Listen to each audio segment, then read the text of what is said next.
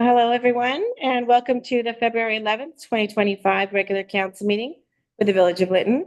I'd like to take a moment to remind everyone to please turn off your videos, mute your microphones, and allow council to begin the proceedings. Just to let you know, we're all being recorded and broadcasted on the Village of Lytton YouTube channel.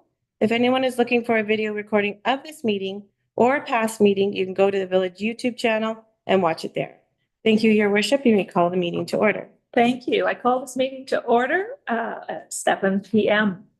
I want to begin by recognizing that we're meeting this evening on the territory of the Etlakatlan people. Here at the table tonight, I have Councillor McCann and myself, Mayor O'Connor, along with CEO Storoshenko. And we also have the two Lytton Volunteer Fire Department co-captains, Kyle and Dion, who will be presenting later in the agenda. We also have Councillor Toss and Councillor Lightfoot joining us on Zoom, and unfortunately, Councillor Michelle was not able to join us tonight. In accordance with our, never mind, I'm not reading that part tonight.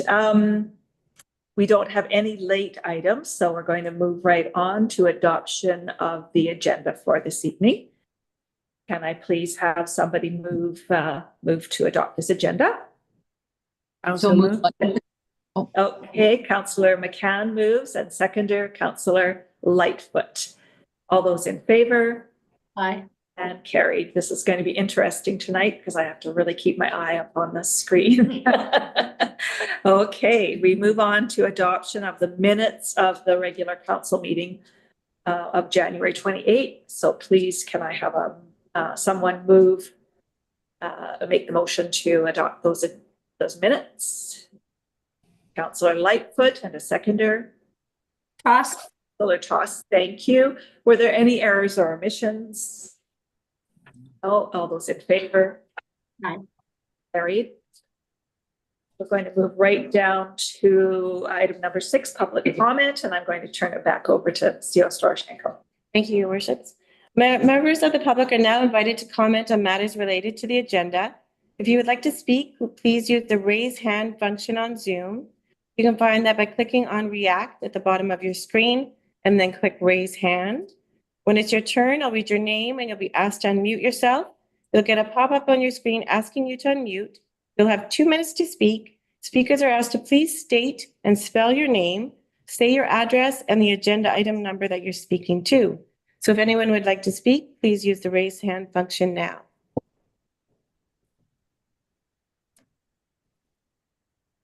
I'm not seeing anyone. I'll call for a second time. If anyone would like to speak, please use the raise hand function now.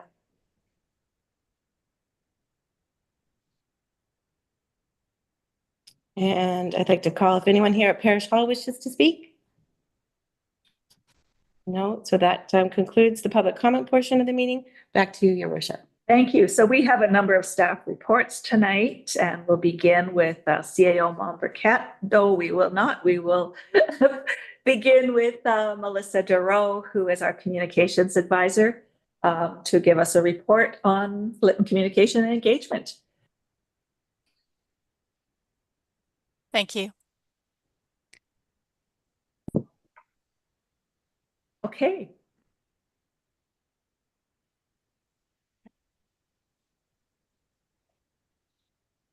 Great. Can you see the presentation here?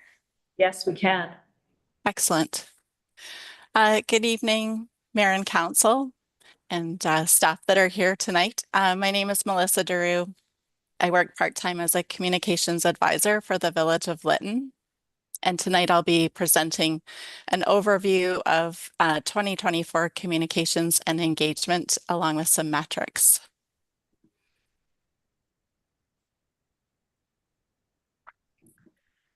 Just as a reminder, the Village of Lytton has several communication and engagement channels. We use the website lytton.ca, e-newsletter through MailChimp, a Facebook page, the Civic Web Council meeting platform, and a YouTube channel. Engagement ranges from quite formal matters such as council meetings, public hearings, and council correspondence, board and committee meetings, to more informal events and engagement such as coffee with mayor and council. open houses, community meetings, and other activities include advocacy with other levels of government, surveys, media relations, and conversations and email between council and staff and community members.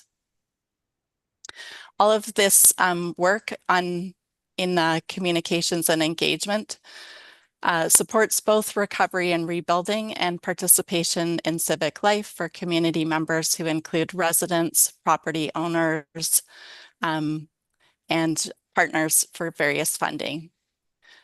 This work also supports the village's key strategic priority of organizational excellence.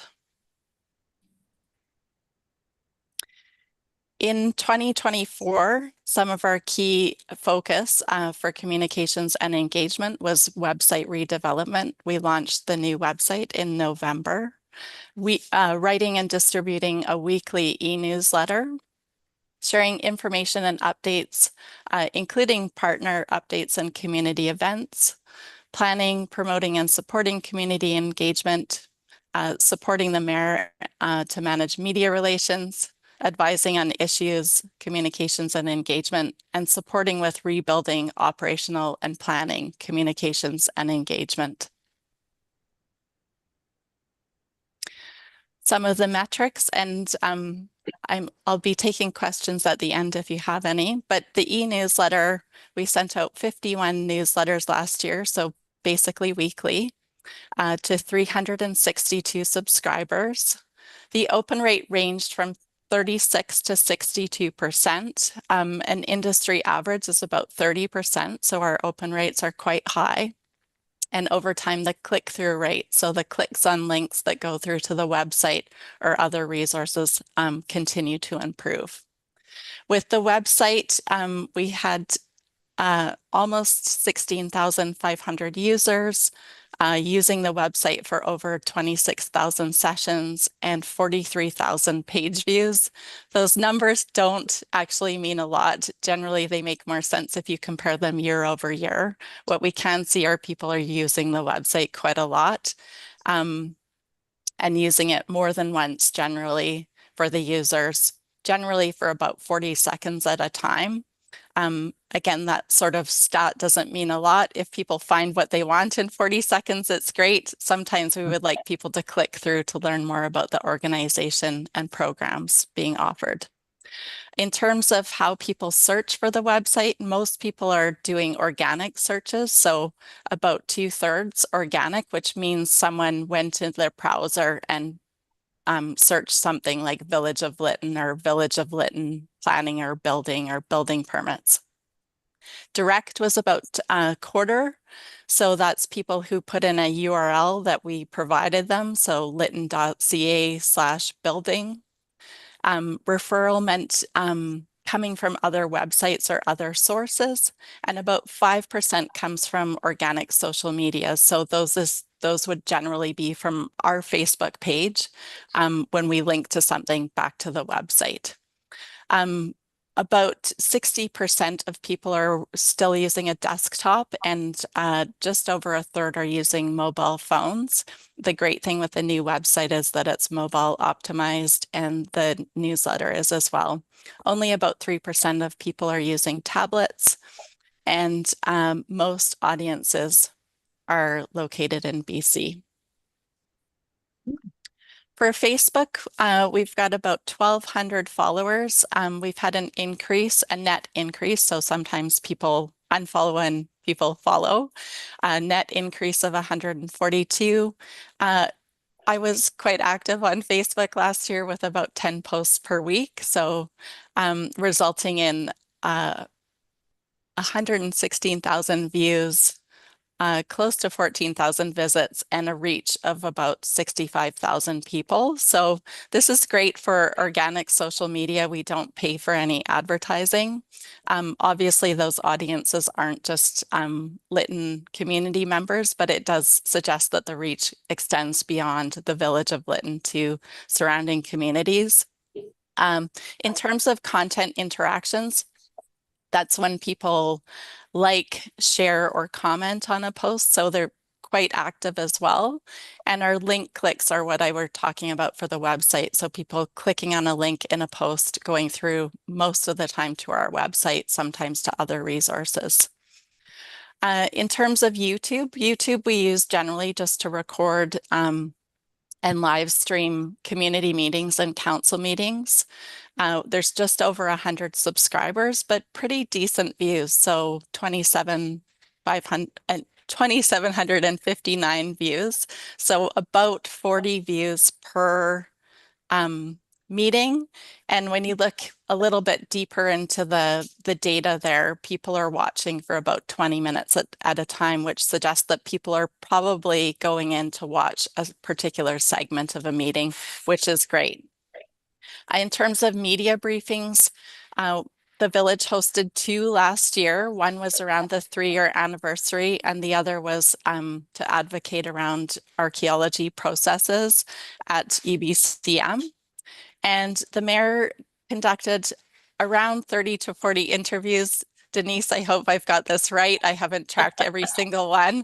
And I think there were about 40 to 60 articles specifically about Lytton. There's definitely other references in other articles, for example, around the Jasper wildfires that would include Lytton.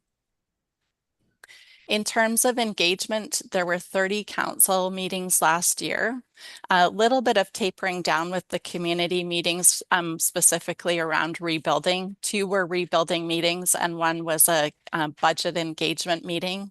2 public hearings, 50 coffees with mayor and council, 1 survey which was about communications and engagement, and many, many community events, partner events, and celebrations in which the village was either a lead or a participant.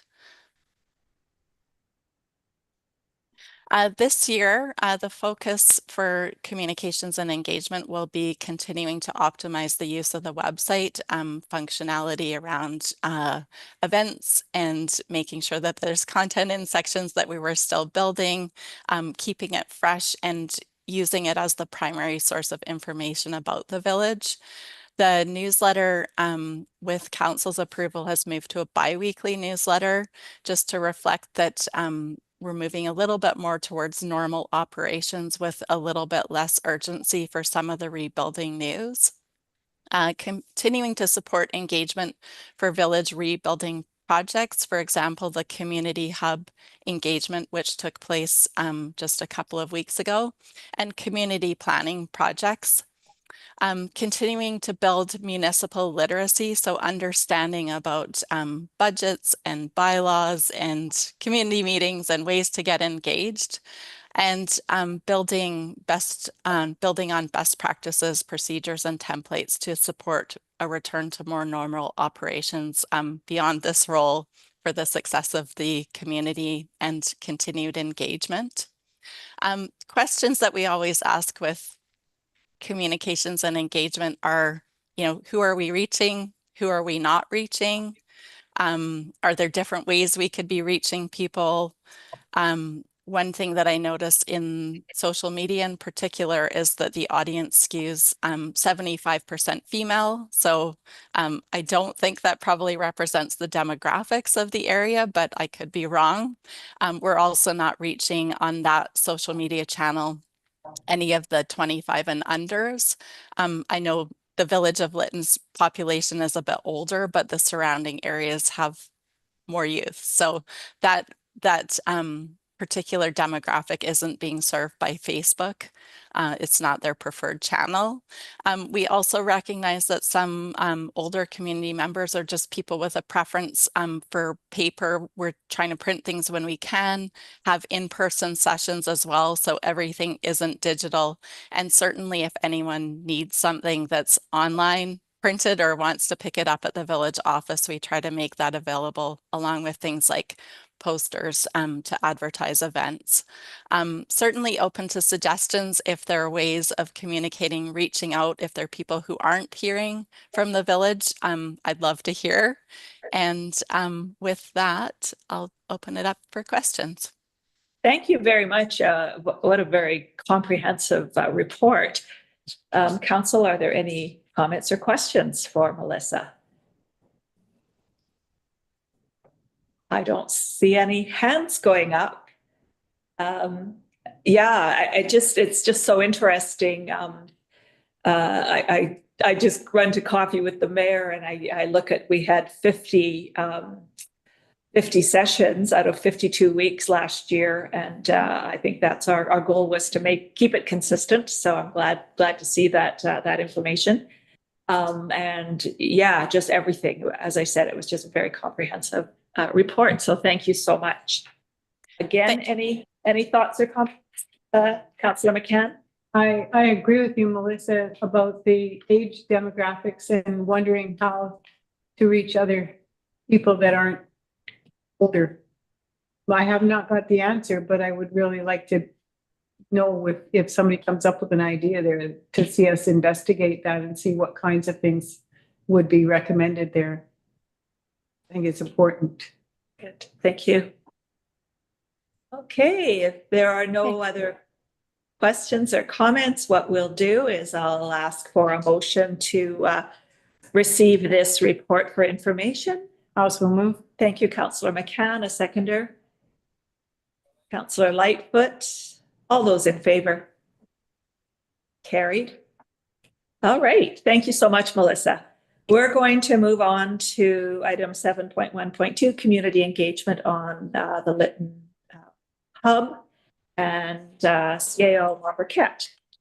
Thank you, Mayor O'Connor. Good evening, everybody, and thanks for joining us. Those who are online, and I think one or two in the hall there.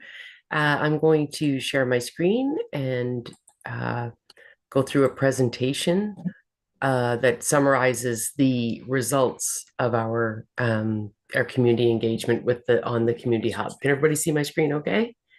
Yes. Yeah. Excellent. Okay. So I can just figure out how to advance it.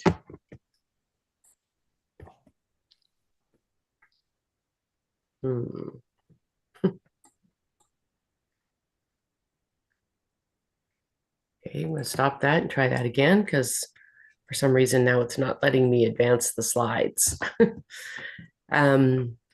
So we've been, as everybody knows, we've been working through the community hub process, and that started back in August of 2024. We submitted an application to what's now called Housing, Infrastructure and Communities Canada. At that time, it was called Infrastructure Canada underneath the GICB program. So we submitted that application for the community hub, which was intended to include a number of kind of facilities on Fraser Street. As part of that GICB program, it only funds projects that are inclusive of the community, culture and recreation centers that are accessible, open to the public, climate resilient, and built to net zero carbon standards. And we've talked about those kind of GICB criteria before. And as I said, this hub is intended to replace some of the facilities that were lost in the fire. So located over on Fraser Street between 320 and 420, which would be what was the Totem Motel and I think the museum at the north end, that kind of a number of consecutive lots there. The proposed components of the community hub are a community-sized pool/fire reservoir, a covered kind of festival, gathering, market, recreation space with related storage and facilities for that, accessible bathrooms, potentially the library and the museum, the multi-purpose room, net zero learning space, and then some additional kind of multi-purpose sort of what we call flex space that would be available on the second floor of the building. So on January the 30th, we held a community open house on the hub project. We had earlier in January, we had sent a mail out to all the taxpayers of Lytton, which included a sort of a written document describing the project and then a very short survey. And we just wanted to get, sort of a bit of a touch base with people, what they thought about the project and if they had any suggestions for us. So when we did the open house, we had 50 people in the afternoon, another 20 people at night, so a good turnout of people. And initially, we weren't planning on doing any formal kind of presentation or anything. We were anticipating just one-on-one conversation.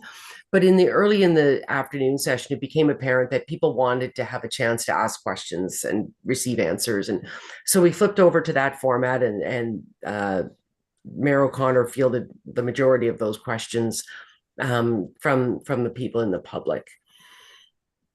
So with respect to the actual survey itself, we were asking open-ended questions. And so we don't have necessarily a score of like this, a 8.9 out of 10 or anything like that to tell you. What we've done is, and I didn't actually do it, Melissa did all the work, Melissa Daru, who you just heard from. She was able to clump a lot of the responses together in various themes. So one of the first questions we asked was, is there anything missing? And about half of the respondents said yes, there was. And so a number of people referenced the Fitness and Recreation Center, which I think we also heard in the meetings from people. There were a number of mentions of parking and electric vehicle charging stations. And there's some quotes that have been included here in the presentation. I'm not going to read every quote because we might be here all night if I do that. So, another topic that came up, of course, was a covered or an indoor pool. There were 5 references to that. But there were also people who were advocating for the outdoor pool, not year round, but a seasonal pool. So, the bottom quote here referring to the fact that, that would make it more sustainable. So I think people want to have the pool and they want the pool to stay once they have a pool. So that was some of the sentiment that we heard. But there's also, a great deal of support for having a year-round pool that could be used for fitness and swimming lessons and other things all year. There was a mention of the community kitchen, so just have a commercial grade community kitchen in the facility, and inclusion of the museum and the library. So there was a number of people, we heard that in the meetings as well, who are interested in seeing the museum and the library. And some people referenced the visitor center as well, to be located in the community hub. I think we've had other conversations about having the visitor center located in the building on Main Street with the village offices. So the village visitor center will be coming back, but maybe not at the hub. And then some of the other suggestions, so water slide, a community garden, some additional electrical hookups for markets and events, a quiet place or a room with a spiritual theme, the visitor center, and then a suggestion around commercial tenants or maybe some private public partnerships, like have a franchise like a Tim Hortons or a Subway or something in the facility. So those were some of the suggestions around what was maybe missing from the plan. We asked the question if people support the project once all the federal funding requirements are sorted out and are met. 26.5% said no, 73.5% said yes. And then with some of the comments on it, they kind of come under 6 general themes. So overall, there was support for the community. One of the themes was support for the community hub. And that was seen as, people were talking about it as an essential place for people to gather, for events to be held, for some recreation and some leisure. So there was a number of comments related to that. Improving the recreational opportunities for health and well-being. Again, the swimming pool was, I think, very highly supported in the meetings from the people that attended, but also in the surveys as well. And then quite a bit of support for the idea of a fitness center in the building as well, really to help people, improve people's health, people's mental health. We heard about the need for a pool to teach swimming as a life skill for a number of people in the community. So supported from that angle. Another general theme was that it could be used for economic growth and attracting residents and visitors. So some discussion around, yes, it's going to cost some money to have this facility, but it will help not just for the people that live in the village, but will attract newcomers to move to the village, and will be a very kind of a way to help grow the community by bringing others in. And then again, another comment about the EV chargers, and how it would be helpful to have those on near the facility, and then people can cruise through the village while their car is charging. Number of comments about the financial viability, the operations, and the maintenance. So some on the positive side, saying that the benefits far outweigh the cost, but definitely some concerns raised about the financial sustainability as well. Some comments about some revenue generating ideas, food processing, or just basically the hub is kind of large enough that there'll be different opportunities within it for revenue generation. And then some of the comments that I think we heard some of this in the meeting, and then some more showed up in the survey, just around the tax base is too small to support this facility. A comment about the pool not being open before because of staffing issues, and that there's just there's not really enough population to support the cost of this. Some comments about partnership and collaboration. So several respondents around the role of the First Nation communities.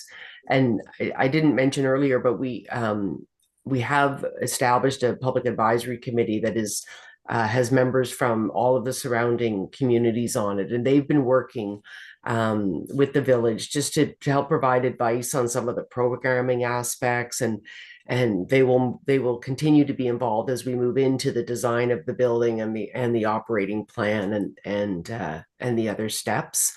But there's some good comments here about not to kind of have First Nation community members to be committee members, but to have to be active in leading the project and governing the project. And then of course the idea that we've talked about before, that the project's going to need to have financially vested partners, operational partners from the surrounding communities in order to make it work for everybody. And then there was a couple comments just expressing the desire to move ahead and expedite the project. Like, let's get going, let's work together and make this happen. And then a comment about future opportunities for input. And remember, we're just at the very, very beginning of this project. We haven't started the design of it yet. We're working through some of the programming elements, some of the funding elements, and then we will be proceeding with hiring an architect who will do the design of the site. We'll be contracting construction firms. We don't have timelines for that yet, because we first need to get through the funding requirements and get that all kind of nailed down, and then we'll be able to proceed with some of the other steps. I think that's it. Does anybody have any questions on any of that? Okay, thank you. Council, are there any questions, comments? There might be. Councillor Toss. Thank you so much. I think that was really informative. I'm just wondering, like, when we ask questions like, or elicit comments around the covered pool, for example, and like, if it's not financially viable and we know that it isn't, why are we putting that on the table? I feel like we need to manage expectations and move forward. Even like the Timmies, like as partners, that's obviously out of our control, and franchises have really strict marketing requirements in order to set up in a village, and they would never entertain setting up in a small of a village as Lytton. And then the comment value outweighs the increase in taxes, which compared to other communities is minimal. Well, we don't know how much the taxes are going to increase, if they are going to, so we can't, that's not even we don't know what the taxes are, so how can that be a comment? And then the partnership and collaboration, I think, is that comment really resonates with me, because without financially vested partners, I still don't see this as a viable project. Councillor Toss, and correct me if I'm wrong, CAO Monbriquet, but these weren't put on the table. These were just comments that the public has made. Information? It's for information. And I think we take that information and we will make our decisions around that. CAO Mombercat, am I correct with that? Yes, those were just some of the examples of some of the comments that were received on the comment cards. I also forgot to mention that we did receive 43 survey responses online and 6 written responses at the event itself. So that's the culmination of 49 responses. Thank you. Are there any other questions or comments? I'd just like to say thank you for the summary, because I was very curious and it was nice to see it all laid out and pulling the themes out. Because I did a little bit of that on my own, of course, having been involved in it, but it's nice to see it laid out. I think that gives us something to work with quite nicely going forward. Yeah. Thank you. Thank you. Is there any other questions or comments? We have, we'd like to put a motion forward then, a recommended motion to receive this for information. Councillor Lightfoot, a seconder. I'll second that. Thank you, Councillor McCann. All those in favor? Carried. And as Councillor McCann said, thank you for that report, and thank you, Melissa, for helping to put that all together. All right, we'll move on to archaeology program amendment and CAO Mombercat. Thank you, Mayor O'Connor. And I'm bringing the archaeology program back again in front of council. We have had this program in place for a little while now at $5,000 per residence, and we've extended it a couple of times, the timeline. We've been trying to sort of find some solutions for primarily the cost, but also the process of the archaeology in the village for homeowners, so that there's a bit more certainty and a little bit more understanding of what's required. And through some of those discussions, it was suggested that if we could potentially raise the limit on the archaeology grant from the current $5,000 to $20,000 per property owner, that would cover the archaeology for the majority of the owners out there. Like that's kind of, we did some research. We've got a bunch of amounts from people, and it seems like the archaeology numbers are just sort of slightly below that. And so this is a recommendation that we have, that we keep the program exactly as it is, but just change the limit from 5,000 to 20,000. We will go back and contact the people that have already submitted under the program and top up the reimbursement to them, and then have the program at $20,000 from here forward. That's the recommendation. Thank you. So we have a recommended motion here. Who would like to put that forward? Councillor McCann, and a seconder. Councillor Toss, thank you. Are there any questions or comments? Councillor Lightfoot. Just a comment, and not to criticize, but it's unfortunate. Didn't know this 6 or 12 months ago. We might have had a few more basements in town. Having said that, I'm sure that the people that are reconstructing can use that money to offset the inflationary costs that have occurred over the last 3.5 years. So I think it's a good step, and I hope people can take advantage of it. Yeah, thank you. CAO Mombercat, I'm just trying to recall, did we have a deadline on this program? I just can't remember. Right now it's to June 30th of 2025. Okay. All right. Yeah, and I just know we've worked long and hard trying to figure out how to extend it. I agree with you, Councillor Lightfoot. It's too bad. Hindsight's 2020, but I'm just really pleased this has come forward. Yeah. Okay, are there any other questions or comments, Councillor McCann? You brought up my question, Mayor O'Connor. Okay.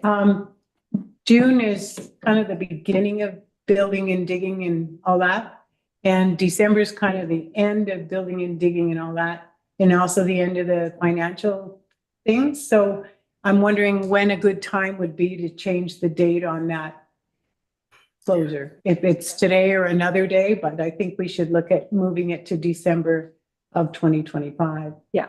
Yeah, and what we've been doing when we've been kind of bringing this forward with the building permit reduction and the tree reimbursement program and trying to kind of just keep them together in terms of dates. So I'd prefer that if we could just do this change for tonight, and then we will bring back all three of them together for a further time extension. Perfect. Thank you. Okay, thank you. Okay, if there's no other comments or questions, I'll call the question. All those in favor? Mhm. Carried. That's good. That's good news for our residents. All right, item 7.2.1, Chief Financial Officer. We have a motion here, a recommended motion to change there to, remove Terry Hawes as signing authority. I'd like to put that motion forward, and I'll call for a seconder. I'll second. Lightfoot had her hand up first, and if there's no questions or comments, all those in favor, and carried. Cleaning up the books, so to speak. 7.2.2, budget direction. Back over to you, Diane. Thanks, Mayor O'Connor. This is our annual budget direction report. So we're just starting the process of putting together the annual, the 5-year financial plan, which also includes the annual budget. We have a community input session scheduled for February the 26th. So in 2 weeks' time, followed by approximately, I think it's approximately 2 weeks of online comment available as well. And so in preparing those materials for that community consultation, staff is seeking direction on a percentage increase to include on the property tax revenue side. We typically focus on that one area, and then we build the expense budget from that. We're recommending a 6% increase on the property tax classes that aren't otherwise legislated. And that's primarily because, when we look at just the general cost of living, but then also we are still in CUPE negotiations and trying to finalize those, and there will be some financial impacts of a new CUPE agreement. So looking for the other thing I wanted to mention, I did include in the report a little explanation about parcel taxes. We had talked about parcel taxes before, and parcel taxes are basically a dollar amount that's assessed to every property owner on some other on a basis generally other than assessment, BC assessment value. So typically it's used to fund additional amenities, maybe transportation, trails, road networks, and water and sewer is typically an area where parcel taxes are levied. So a municipality will charge each property owner based on the square footage frontage that they have. So if you have a 50-foot lot that fronts onto the sewer system, you would pay a charge per foot for 50 feet. Well, as we know in Lytton, most of the lots are 50 by 100. So people are either going to pay, on the 50 feet or 100 feet. It's typically a $2 charge. So we're talking an extra $100, $200 per property owner. I'm not recommending that we put parcel taxes in at this time, primarily because, two main reasons. One, we know folks are already just trying to, kind of struggle and catch up and figure out a way to get everything working financially. But also, if we were to include parcel taxes in our financial model, it would be to raise funds to put into a reserve for future investment into the water and sewer systems. And I feel at this time, while we're undergoing significant capital reinvestment that we've spoken about before because of grant money that we've received, I think a better time to look at the parcel taxes would be when those investments are done.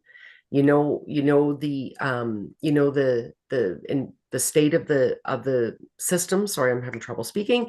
Do a proper asset management program, which would indicate how much you need to put away each year, and then the parcel taxes come out of that.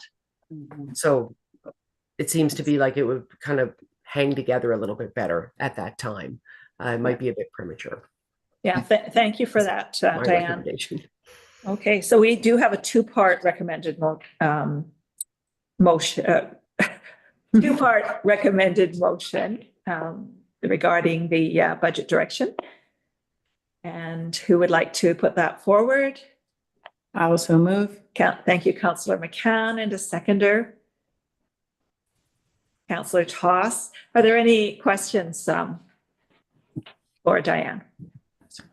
Councillor Lightfoot. So the chart that we have within our package, it's got the 2025 tax rate and the 2024 tax rate. That's what you're suggesting. That is the 6% increase. That's correct. That's the rate that's needed to generate 6% more revenue in 2025 over 2024. Because remember, when we've spoken about this before, the assessed value goes up. As you can see, some of the assessed values have gone up significantly. So we'll reduce our tax rate so that the average tax bill that the owner has to pay won't be as large as it would if we based it on the higher assessed value. Their tax bill will be 6% higher. Right. And I just, because the tax rate is considerably lower this year. And I guess that's something people need to wrap their heads around. It's the assessment times the rate gets what we need at the end of the day, right? Because assessments are up so much, the rate can go down.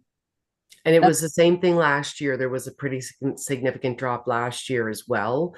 And as the rebuilding continues, our assessed value for the village is going to continue to go up significantly each year. And the rate will continue to come down. Excellent report. Thanks. Okay, if there's no other questions, all those in favor? Carried. All right, moving on to, we are Director of Development, and we have a Development Services Activity Report. And I believe we have Corey or Berta on, or both. There you are. Thank you. I just have one brief comment, and that is that your resolution should be amended. For some reason, there is a date there rather than January 10th, 2024. It should be February 11th, 2025. Thank you. How that happened. Nonetheless, there you have it. If you have any questions, we'll be happy to try to field those for you. Thank you. Great, thank you. So if everyone had an opportunity to read through the report, I know January was a slow, cold. No, it wasn't cold. It was February. It was cold. A slower month, though. Things are ramping up more now after the Christmas break, the winter break. We have the motion to put forward. Who would like to put that forward? That says we'll receive this February 11th, 2025. Councillor Lightfoot, and a seconder. Boss, Toss. Are there any questions or comments? I have a question. Yes, Councillor Toss. Thank you. When a proponent comes forward with, let's say, an inquiry about a variance or, and I think the 380, 14 Main, 311, 321 Loring, et cetera, are those the LFN properties? The LFN? Do we know? Like the reason I'm asking is I'm wondering if when somebody puts an application forward or an inquiry forward, do we have a mechanism to sort of hold the proponent's hand to sort of help them get through that process and encourage them and tell them how to do it? And so if there are barriers, we're working to remove them for the proponents? Absolutely. And that is Jack from our office spends a lot of time speaking with applicants or people who have inquiries, trying to determine how we can best assist people through the process. So as always, we urge people to contact us so we can do exactly that. Thank you. He actually goes a step further sometimes. I know there was one moment in we hadn't heard from them in about a week or two, so we followed up and just said, we haven't heard from you. Is there anything else you need? So we're trying to be, Proactive. you know, as soon as they make contact, trying to keep in contact, because of course, we all want to see more rebuilding happening in the village. Thank you. Yes, thank you for that. Are there any other questions, comments? All those in favor? Thank you. Carried. Okay, we are going to move on to the fire rescue report. And as I mentioned earlier, we have Kyle and Dion joining us tonight. So Lisa, is somebody putting, do you have a report going up? We should, yes. Oh, you do? Okay. There you go. That's why I said your name, Lisa. Take care. I don't actually have a PowerPoint for you guys. Okay. Yeah. Oh, Was passed on to the CAO. I don't think I have a PowerPoint, but I have that PDF. Hold on a I second. thought I sent you the PowerPoint, Lise. Sorry, I don't know if I have the PowerPoint. Okay, just let me take a quick peek because if I can pull it up quickly. she could share her screen. Yeah, I know how to do that. Good. Yeah, I didn't see the PowerPoint. Sorry, guys. Yeah. Just trying to find it, sorry.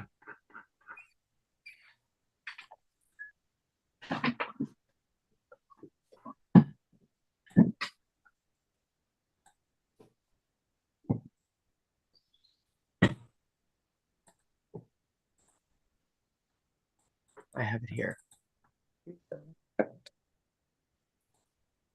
Let me just try that. Here it is. I have the report. Yeah. It's in the, if it's in the package, was it not? Yeah. Yeah, okay. That's where I found it. Oh, no, I need this one. That works, right? Yeah. Yes. Yeah.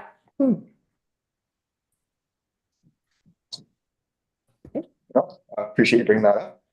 So yeah, we're really happy to be here tonight and present our 2024 annual summary report. Something new that we're playing with right now is we haven't presented an annual summary of our operations and training in years past. So this is something that we'd like to put forward for years to come, just to give the community and mayor and council a bit of awareness as to what we're doing out there. So we started off with just a bit of an organizational structure of the fire department. Like anything, it's usually headed up by a fire chief. Right now, that position is still vacant. We are actively looking to fill it still. One of the options that we are looking into as well right now with that is building up within the department, providing some training and education so that we can have that internal instead of looking outside of community. Below the fire chief, there's two captains. So Dion and myself both act as captains for the fire department. We oversee the suppression, response, and training of the staff, along with Jim McConnell right now, who's assisting us in training the minimum standards in the province. We do have a lieutenant, Mr. Hogan, who's also an officer with the department that has ability to make decisions on responses, but we mostly fix that with suppression. And then below all of that, we do have 13 firefighters that are training towards the exterior operations, which is our declared level of service as per your guys' direction. Next slide, please. So this year we did have a pretty busy and impactful year. And again, just a huge shout out to all the folks on the department. We are 100% volunteer. So really responding to all the emergencies that we did this year really showcases the commitment and dedication that these folks have to the greater community of Lytton. 2024, we did respond to 125 calls to service, ranging from anything like critical life-saving medical aid calls, complex motor vehicle incidents, and some technical rescues, just to name a few call types that we responded to. We have seen a pretty decent increase in demand for calls to service in the community since the Lytton Creek wildfire, as we continue to see more development and more inflow of community members returning. Next slide, please. So apologies, it's very wordy. I'm not the best at PowerPoints, so it looks like a bunch of jumbled letters there. But the summary of that is our volunteers spent about 200 hours collectively in 2024 training in preparation for the various types of emergency responses that we provide to the greater community. Again, this demonstrates the dedication and commitment of our volunteers, and that doesn't include time on weekends necessarily, and study, self-paced education. Our volunteers also conducted 3 days of public education for the daycare and schooling programs in Lytton, which we are always excited to do and always welcoming each year to do. In addition to the countless days of attending community events to promote fire safety and volunteerism in the community. Some highlights: in April, we received a donated rescue unit from the City of Port Moody and Port Moody Fire Rescue. This has given us a greater ability to respond to the critically needed motor vehicle incidents that we have around here and medical aid responses. In August, we officially transitioned from the BC Wildfire Service base by the high school down into a temporary fire hall facility near the village office. And this has allowed us to consolidate all of our equipment, apparatus, and people into one location under one roof and behind closed doors, which is very greatly appreciated, especially during this cold snap right now. So this is just a breakdown of the last 2 years of responses for the department. So in 2023, we had 64 calls to service. 17 of those were motor vehicle incidents, 30 of them medical aids. Out of those 30 medical aids, we had an additional 4 that were critical, that involved some form of critical life-saving measures administered by our members. We had 5 landscape or brush fires, 3 motor vehicle fires, 2 public service calls, 2 miscellaneous calls, and then we had 1 hazardous material rail car fire as well.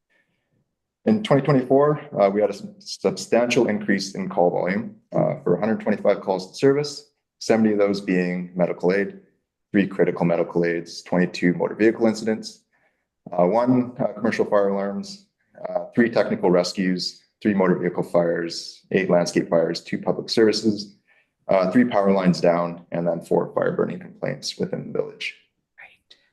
Right. So it's been a busy year for us. It's approximately about a 51% increase in call volume compared to 2023. And if we break down the numbers a bit and we try and be a bit mathy with it, equates to about 2 emergency responses per week. Mind you, some days or some weeks we're going 4 calls a week, 5 calls a week, multiple calls a day. Some weeks we had a nice break, which we really appreciate. So again, with more construction, more commercial infrastructure, and more residents returning home, and then see the continued traffic volumes on the highways around here, we do anticipate the call volume to increase for 2025. So just to highlight some of the photos or some of our activities and responses for this year, just to give you a picture of what we do. On the left side there, we do have one of our firefighters responding to a motor vehicle fire in the early months of 2024. And then on the right side is our response just post BC Air Ambulance lifting off to transport a patient following a pedestrian versus car incident that we responded to. Again, it's pretty common for us. It's our second most popular call that we respond to is motor vehicle incidents in the community, given that we have a pretty busy transportation corridor. So just showcasing some of the incidents that we have responded to for motor vehicle accidents. So into the training and development piece, we do have 7 volunteer firefighters right now progressing through an internationally recognized training program. It's the National Fire Protection Association 1001 Firefighter 1 and 2 training. Some firefighters have also expanded their training to include stuff like fire and life safety educator, so that we can go out to the community and provide even better presentations and to our youth. And then there's also some hazardous materials response training that some members have taken as well. In addition to training, or additional training, apologies, in auto extrication, medical aid, technical rescue, structure fires, etc., is still being planned or is ongoing continually through our training regime.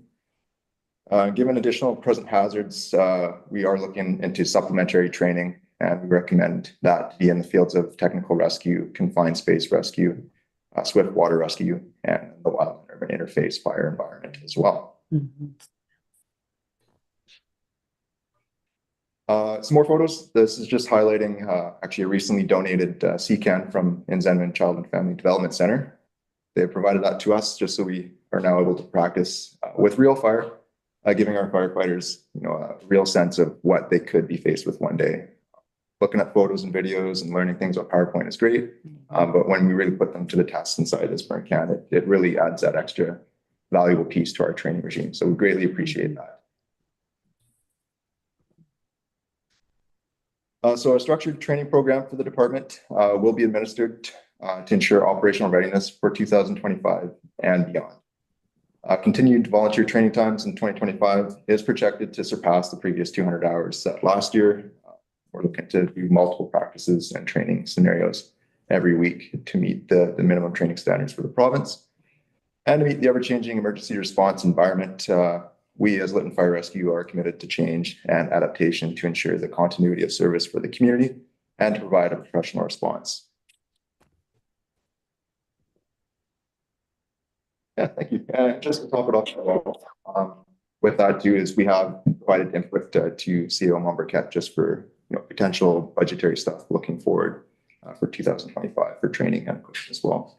But if there's any questions, we're more than happy to answer. An excellent report. Thank you. Thank you very much. Council, are there any questions or comments? Yeah. Councillor, McCann. Everybody's hand went up. Well, you alluded to something at the very end there that I'd like to hear more about. So you submitted to CAO Mombercat a wish list or what? Essentially, it just outlines kind of the training that we have to meet the minimum training standards for the province of BC, as well as some supplementary training in the fields that we most popularly respond to. So things like the technical rescues, motor vehicle incidents, and some baseline stuff like command, hazardous materials, and stuff like that. And with a main focus as well on firefighting for structural as well. The equipment piece is in there as well. So critically needed items that'll bring us back up to the strength that we were post or pre-fire, because we're operating, but we do have an increased amount of apparatus now to meet our service requirements. So with that, we have to ensure that we are adequately staffed and stocked for us to respond.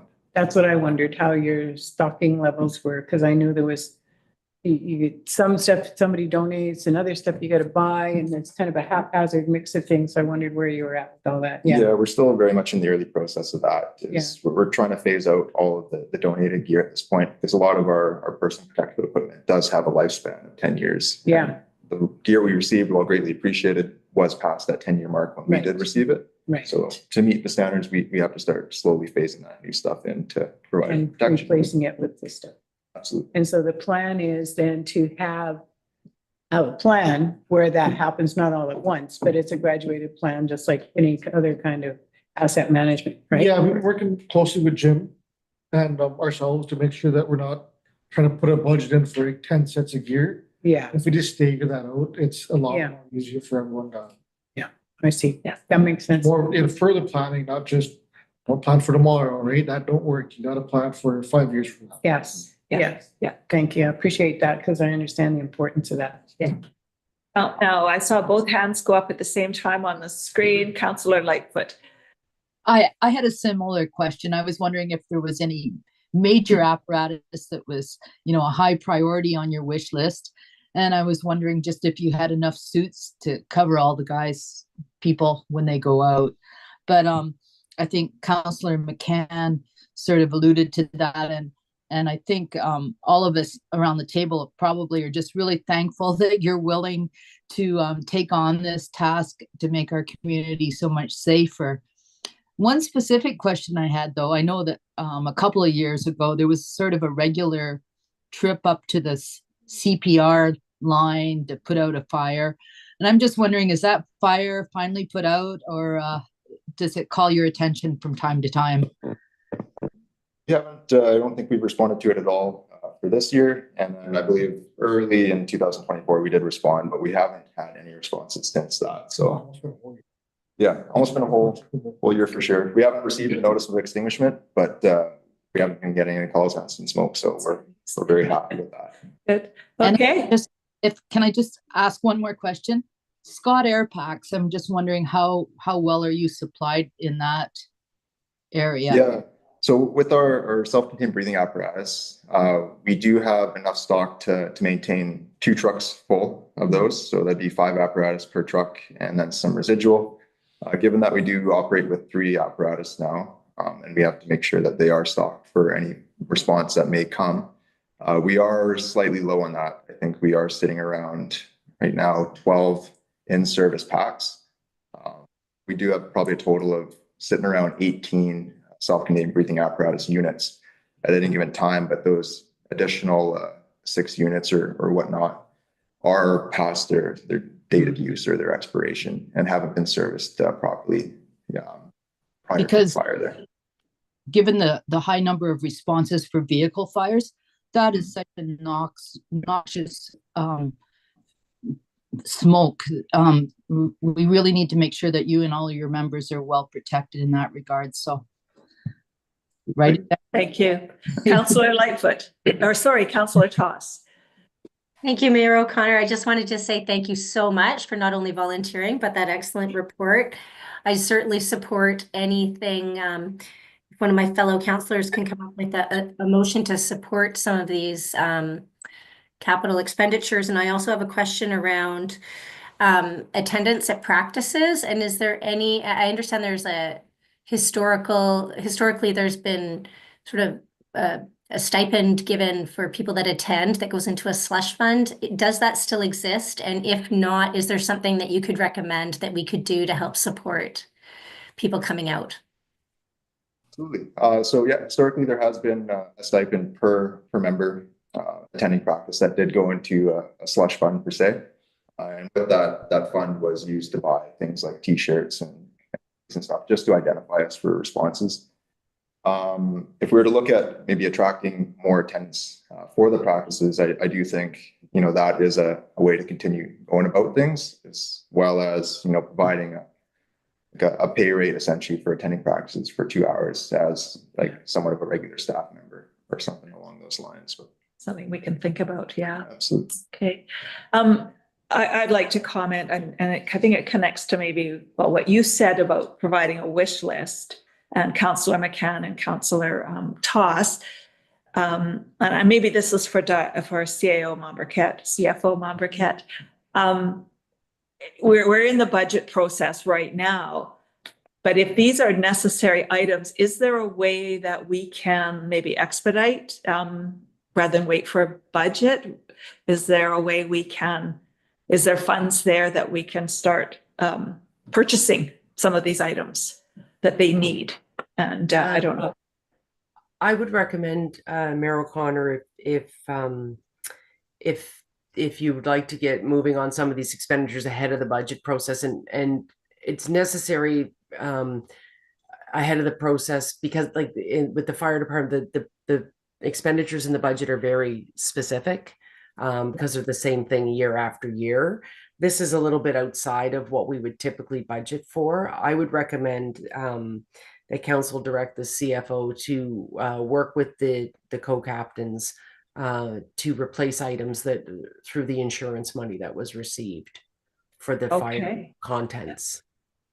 I would like to put that started. That could get us well started on it anyway. I would like to put that motion forward then, because, these guys do important work here, and we want to support them as fully as we can. So, Corporate Officer Storoshenko, did you get that? I got some of that, Diane. So that council directs CFO to work with the fire captains.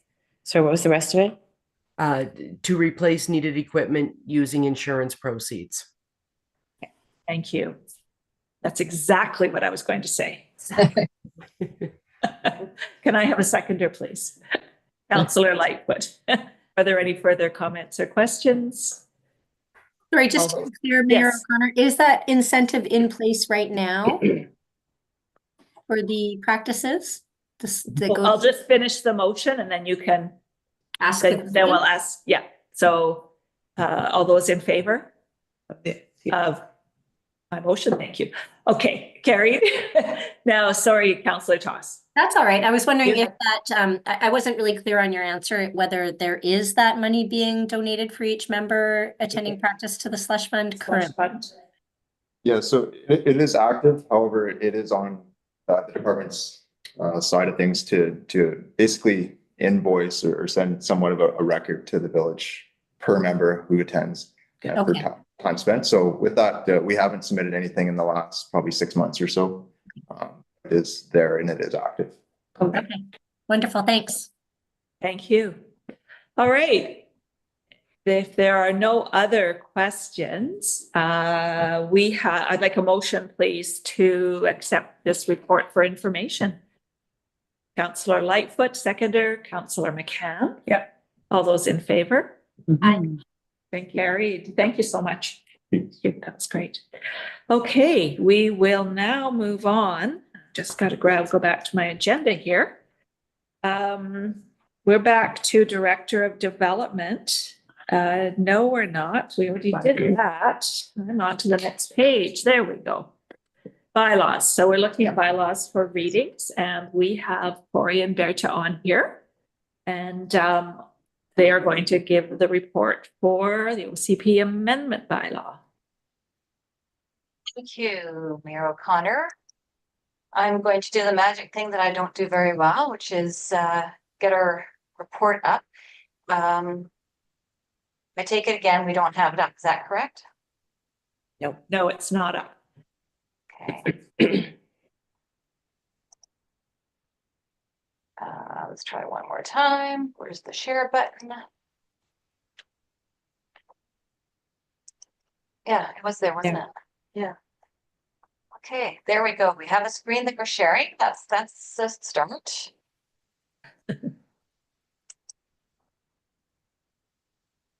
And have we got anything up again? You just need to put it on slideshow. We can see it. You just need to put it slideshow. Can you see where it says slideshow now? At the top, should say slideshow. Under the red banner, it says slideshow.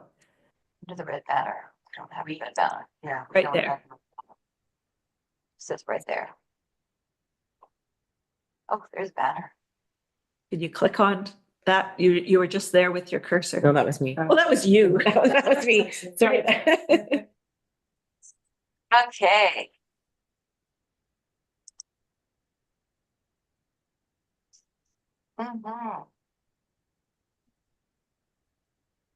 You know, every computer is different, isn't it? Frustrating. It's frustrating to me at least. I think we're going to go, Lisa, do you mind being our person that goes through the slideshow for us? Sure, if you want to share your screen. I'm going to Okay. unshare. Okay. Okay, hold on a second. I just got to get to my screen now. Okay, go that one.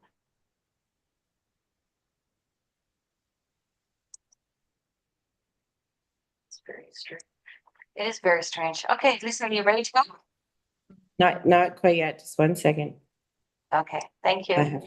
Sorry, we're pushing in here. Does that have to see, Corey? Okay.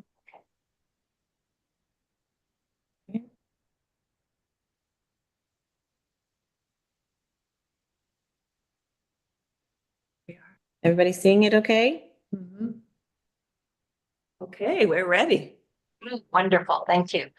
So on April 12th, 2023, Council Resolution 23-079 suspended the official community plan permit requirements until Council had the opportunity to review and accept maps defining each of the permanent areas and reconsider the relevance of the guidelines for each permanent area. As you can imagine, since the official community plan was created in 1989, there was a lot of changes from the provincial government, etc., in terms of these types of guidelines. On August 9th, 2023, Council directed staff to proceed with the OCP permanent area project in accordance with the project plan. Phase 1 was completed and a schedule was established for reporting the findings to Council, which happened in 2024. It's now time for Council to consider the OCP amendment bylaw that will reestablish the development permit areas and the temporary use permit areas based on the findings to date. So there has been vast amount of information to share with council and the public. So part of the project plan was moving through a very specific process, first talking about the strategy, then presenting the findings and a series of from May 14th, 2024 to August, from the July 9th, 2024, presented that information in a series of reports. In particular, I would draw your attention to the guidelines on how to read the guidelines report on June 25th, 2024.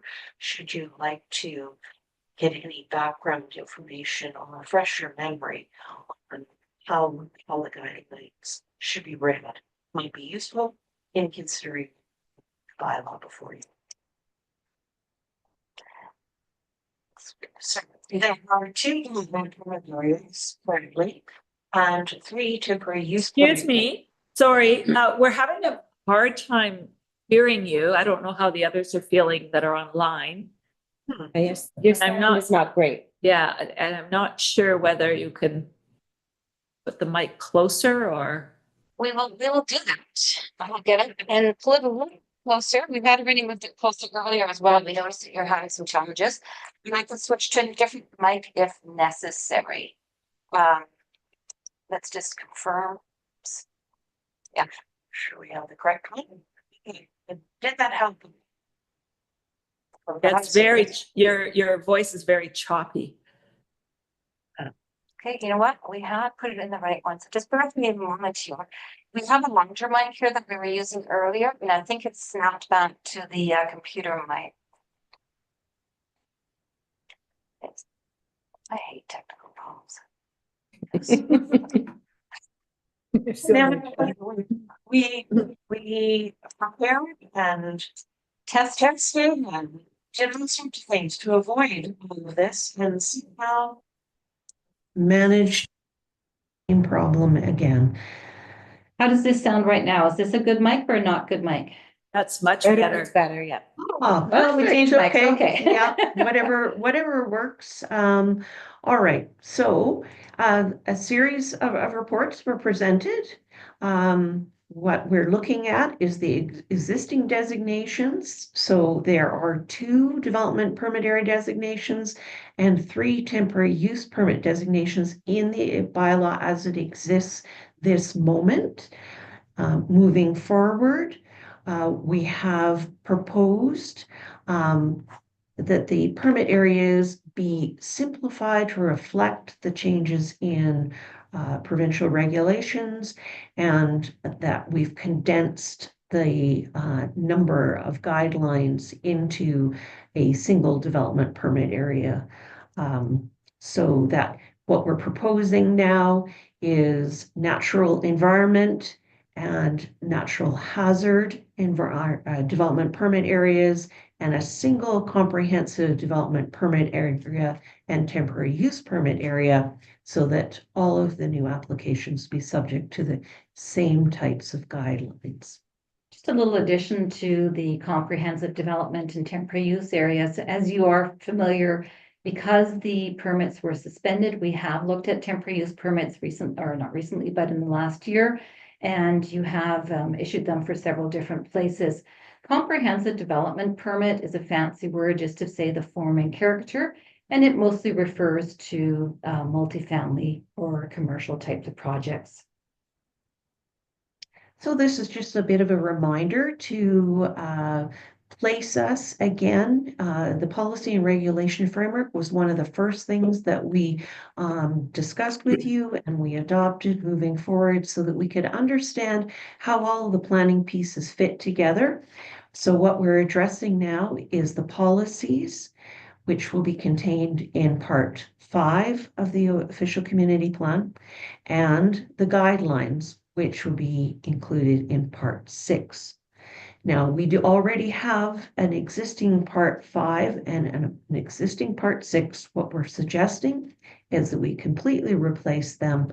And so the draft official community plan text was provided to you in that series of reports. One note for you is that the bylaw that is before you this evening, there is some red text in that bylaw. So there have been some slight adjustments and amendments based on technical advice we've received from our provincial agency counterparts. So they have already been rolled in as a first round of changes since the information that was presented to you. So when you see that red lettering in the bylaw this evening, that is why it is red. It will eventually become black, and as we go through the consultation process, we anticipate there'll be another round of changes before we get to second reading. Okay, so the proposed bylaw changes, as Corey just mentioned, are provided to you today in bylaw 746. And we're presenting it for initial consideration. If you agree with the proposed wording and the first reading is granted, that's the opportunity for us to refer it out to other agencies on a formal basis for comments. The initial consideration of the proposed draft bylaw will enable staff then to move into a consultation process. The plan at this point is to move into a community meeting where we can receive input from village citizens. It's anticipated that's going to happen early to mid-April, and we intend to be in the village with that, with nice big posters of these maps, etc., with an opportunity to engage citizens in questions or whichever way works best for the individual people. Like it was said about the hub, sometimes people want to have a bit of a presentation before they feel like talking. Other times we've seen that in community engagement, people just want to come in and ask questions and have one-on-one conversations. Once all the agency comments and any are available, any subsequent changes will be made and included in the amended bylaw, which then would come to you for second reading. Much like our initial rollout in terms of given the information in what we consider bite-sized chunks, the next steps we're taking also again on a very slow basis, just to make sure that the wording can be refined again and again based on both referral comments, obviously council's comments, citizen comments, and anything else that comes our way that's appropriate to integrate. And that concludes our comments for tonight. And we're obviously open for any questions that you might have. Thank you very much. So we have a recommended motion, and I think the wording should say that council give first reading rather than consider giving. But do we have anybody? Yes, can I ask that someone put that motion forward? I can see Jeswa. Jesua, do you have your camera on? Can you turn your camera on?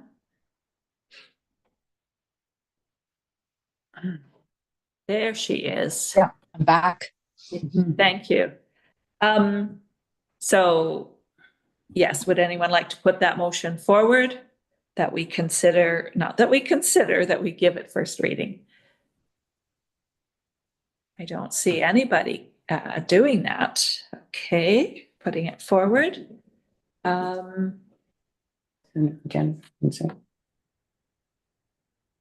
Jennifer, yes. Councillor Toss. Thank you, Mayor O'Connor. I'm hoping to have the support of my fellow councillors in asking for this to be postponed until next council meeting in 2 weeks to afford council, myself. I haven't had a chance to really dig into this as much as I'd like to. I was, to be honest, quite impacted by it. I would like some time to really dig into it a bit more. And with Councillor Michelle also not being here, I'm asking humbly if we can postpone this for 2 weeks. And I can get into a little bit of my concerns if the rest of council so wishes, but it might be something I can better expand on in the next meeting and articulate better. But I can certainly touch on it if it's the pleasure of fellow council. So are you looking to put a different motion forward? I'm looking to put a motion to postpone the first reading of this bylaw until I believe it's the February 26th, is it, meeting? 25th. Is there a seconder for that motion? I'll second that.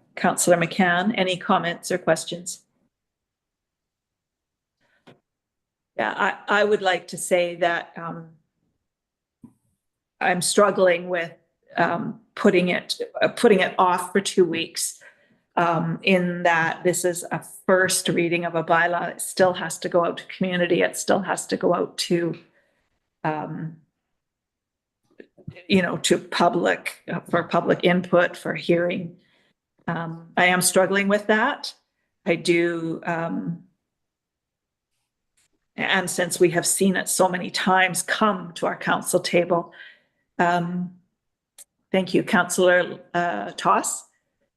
Thank you, Mayor O'Connor. With that, I think I'll delve into a few of the issues I have with the bylaw as it sits right now. In general, I think that the Village of Lytton has not been served, as I've mentioned before, by this idea of best management practices. Some of this OCP requires coordination in policies. Let's see, in section 5.5 policies, 0.5 policies, 0.5 coordination between multidisciplinary report recommendations should be verified by the qualified professionals, asking for more technical and professional reports from our residents when they're building. Regular reporting to the village may be required. All projects should demonstrate how natural surveillance, territorial, and access definition will be addressed. And this is just with a quick read over. Full disclosure, I haven't had time to really dig in. But construction of a fence where no native trees are removed. After the village has removed literally every tree from everybody's property, we're now going to impose this on people. And that native vegetation is restricted to, you're not disturbing native vegetation and the disturbance of native vegetation is restricted to 0.5 meters on either side of the fence. Report is prepared by a suitably qualified professional registered in BC and has been submitted. Councillor Toss, that's okay. The motion on the table is to have it postponed. Correct. So I guess I just shared my feelings on that. Mm-hmm. And so I'm just wondering if there's any other comments or questions regarding postponing it. Councillor Lightfoot. I think I share your opinion, Mayor O'Connor. Like, I understand first reading is this is the first reading, but I have had a difficult time understanding some of it. And unlike Councillor Toss, I'm looking at the parking lot section. So I don't have my questions formulated tonight, and that's why I'm inclined to say let's postpone it for 2 weeks, and I'll be more articulate, more specific in my concerns. So we're looking then postponing it. We'll bring it back in 2 weeks to ask for first reading. Correct? Yes. That's what the motion is, I believe. Yeah. Yes. Okay. Councillor Toss? Yeah, just for clarification for future, for when bylaws come forward to us, like this one, when isn't it sort of, I hesitate to use the word, but best practice to not ask the council prior to the drafting of these bylaws sort of what the essence or the spirit that we're looking for is, because we're massaging something that maybe wouldn't have come from this council in the first place. One of the things also I'll just touch on when Councillor Lightfoot mentioned the parking lot in this bylaw, it has that parking lots should not abut streets. Among many of my concerns. So I please beg the council. Thank you for that. But again, so first reading, and then it goes out for all of those kinds of comments, right? And that feedback out to public, out to us. Yeah, but why would we put something forward that's not in the best interest of the council? But we haven't decided that yet. I don't agree with you. And so, I don't, we can't say that. Sure. That it's not in the best interest because we haven't voted on it, right? Mm-hmm. Yeah, we haven't had that discussion. Anyways, are there any other? If you're yes, Burkett. Did I just make a comment on this one? This one's an interesting case actually, because I feel like I hear what Councillor Toss is saying in terms of like having a bit of a strategic idea what we're trying to accomplish. But I think this one's actually the one we have brought all this forward. We've actually brought these exact documents have been in the package before.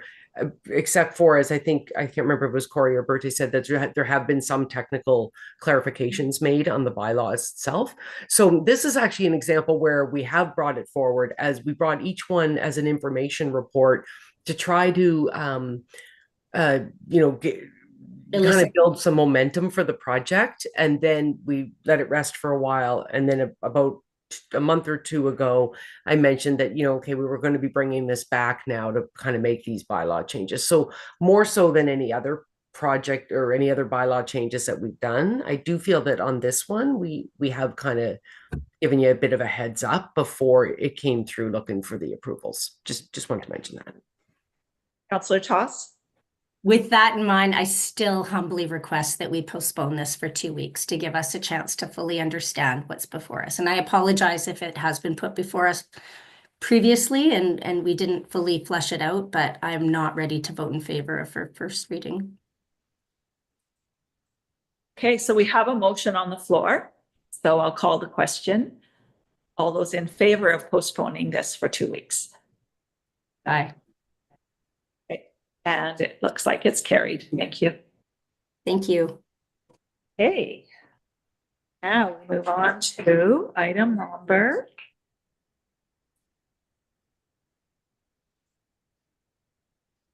or correspondence, item number 9, which is correspondence. We have an interesting piece of correspondence that's come through, a partnership proposal from a group called Indigenous Youth, or an Indigenous Youth mountain bike program. So we have it here in front of us, and we do have it under correspondence for action, and there is no recommended motion here, but I'm curious to hear council's thoughts on this proposal. Does anybody have any comments? Councillor Lightfoot. I think it looks like an excellent program, and but I'm not really clear on what they're asking for other than our verbal support. They talk about working with local governance groups to develop a plan, and I think we would like to be included in that.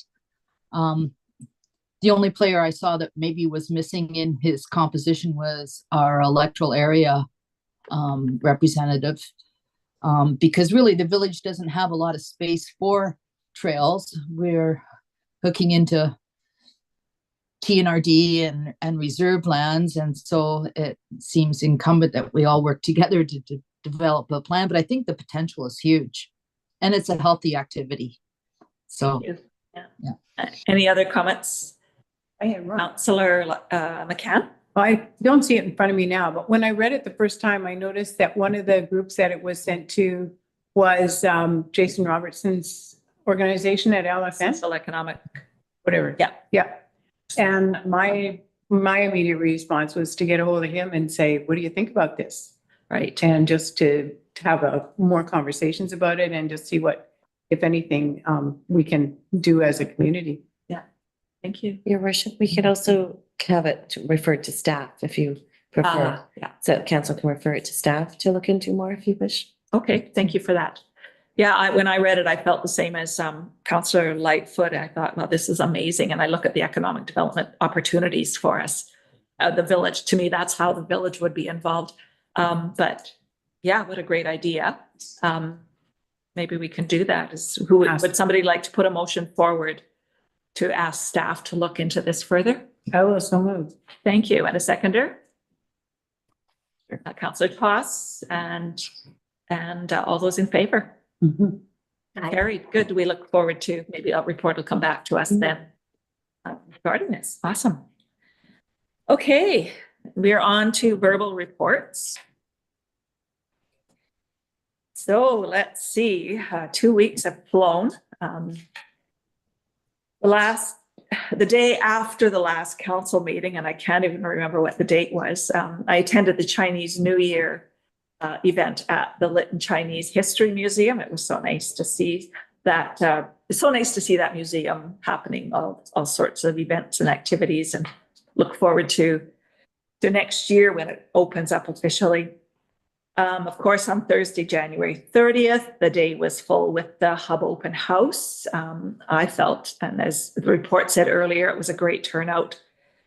And people represented a wide variety of community members that attended. That was great to see, and definitely appreciated hearing the feedback earlier tonight from that event. The following day, Friday morning, January 31st, I interviewed with Shelley Joyce on CBC Kamloops Radio regarding the open house the night before and the Hub project. And if you missed it, you can find it on their website.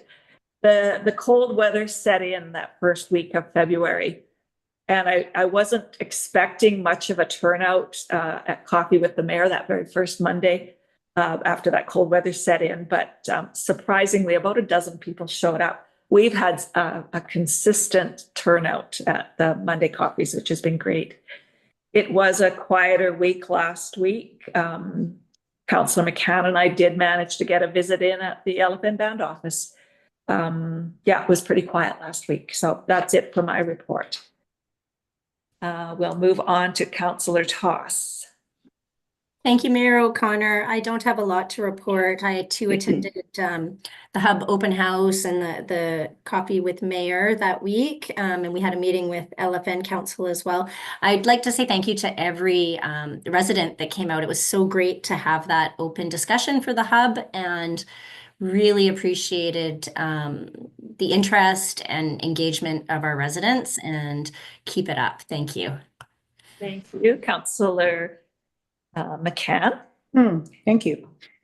And went to, actually on the 30th of January, I met with Tanya Collins and our CAO and had a discussion about parks and potential for different things that could happen there, and different funding that's available.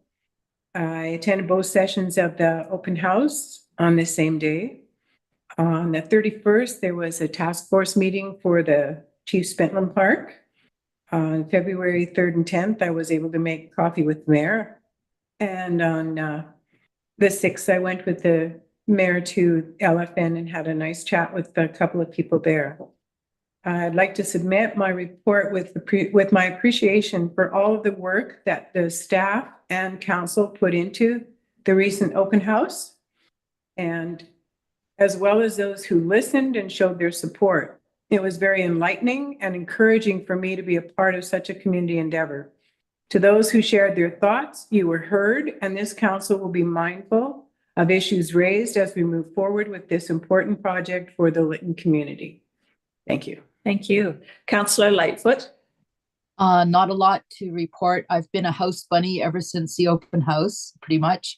But I want to echo all of your comments regarding appreciation for our citizenry that came out, and especially for our staff that organized such an excellent event. Thank you. Thank you. All right, this brings us to the end of the open meeting. We're going to be moving into closed meeting, and so we need a motion to do so. So moved. Seconded. Councillor Lightfoot, second Councillor McCann. All those in favor? Carried. And I'm going to turn it back over to CO Storoshenko. Thank you, everyone, for attending. Mayor O'Connor, sorry. That concludes the public portion of the regular council meeting of February 11th, 2025. We ask that the public and staff please remove yourselves from the meeting as we go into close. Thank you for attending. Have a wonderful night. And I invite council to take a short recess while I reset the meeting to close.